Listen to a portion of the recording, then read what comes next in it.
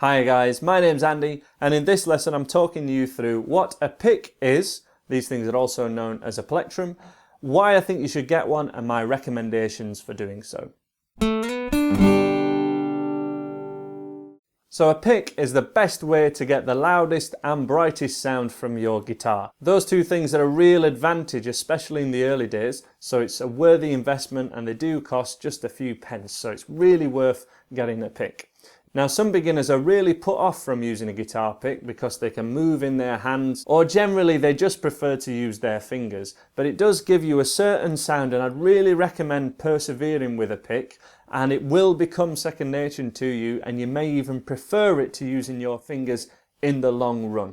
So it's a very different sound we can get as well. This is my E major chord, the first chord we'll go for in the course, with a pick.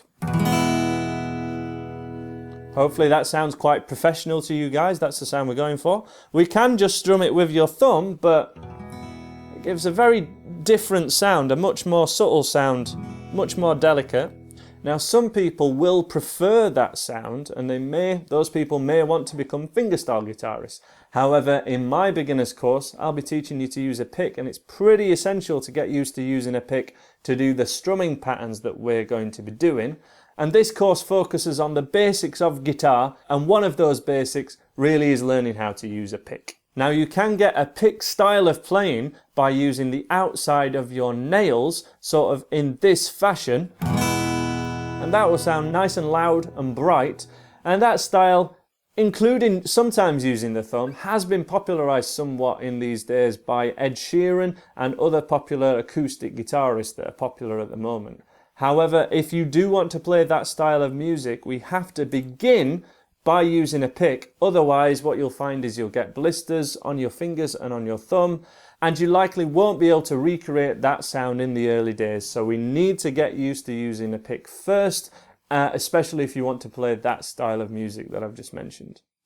In regards to holding a pick, you'll want to place it between your thumb and your first finger. So if you hold your hand like you're giving the thumbs up sign, and then relax your hand slightly so your fingers aren't quite as tight as that, we place the pick on top of your first finger like this, and then place your thumb on top of that, around in the middle of the pick, so there's only about 3 or 4 or 5 millimeter of the pick showing. You don't want to have this amount of pick showing, and you don't want to show too little so that the strings always catch your thumb and the skin here. So this is how I'd really recommend persevering with holding a pick. And my hand kind of feels like now like I'm holding a microphone or like an ice cream cone. And placing the pick on the side of your first finger creates a slight angle, which means that the pick runs across rather than rubbing against the strings.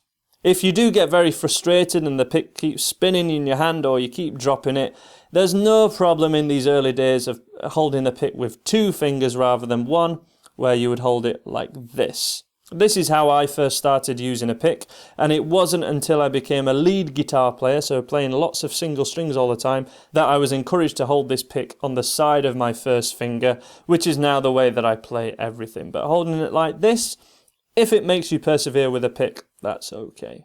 So picks come in different materials and different thicknesses. My favourite is a Jim Dunlop Maxi Grip 0.73. I really think these are great. They don't move around your fingers quite as much as a standard pick does, and I've always been a fan of these nylon picks right back from when I was a beginner. That is just my personal preference. I'm not endorsing those picks any more than just to say they're what I find most comfortable personally, and I do recommend them to my students. Dunlop do also make these Tortex style picks, and they are very cool and they're very popular among the professionals, but my preference is for the nylons. And then there is this plastic style pick that are very popular, and you can get in lots more different designs, and they can be a bit more flashy.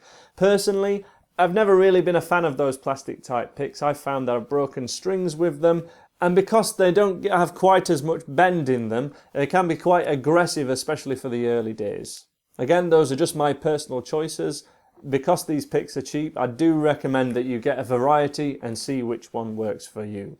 Certainly for the absolute beginners that are likely watching this video, I don't advise you go any thicker than 0.73, and actually the thinner the better, to be a bit more forgiving on the strumming hand. So you can even go down to 0.38, which is one of the thinnest picks available, but somewhere between there and 0.73 you should find a pick that you're comfortable with, and it is worth spending just a few pounds or a few dollars, you know, getting a range of picks and seeing which one works best for you. So that's how to hold a pick and how to choose one. Do join me in the final lesson of these basic skills videos, where I'll be briefly talking about how to read chord diagrams and how to read something called guitar tab, which is how single notes are written and displayed in guitar music. So I hope to see you in that next lesson before we get on to level 1 of my beginner's course.